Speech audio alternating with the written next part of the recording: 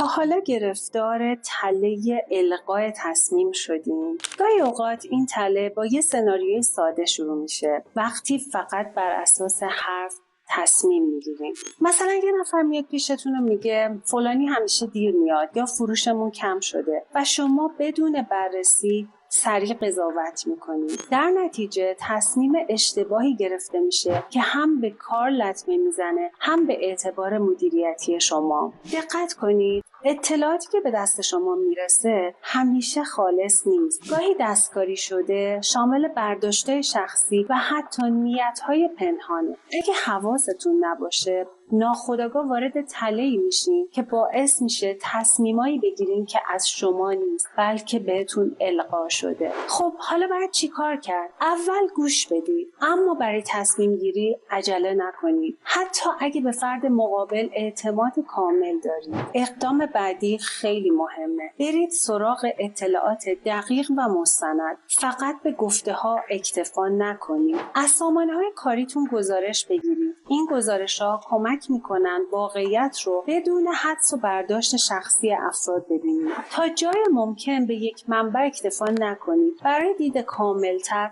موضوع رو از چند زاویه بررسی کنید و نظر افراد مختلف رو بشنوید. یادتون باشه قدرت مدیریت واقعی شما در دست گرفتن کنترل تصمیمات خودتونه.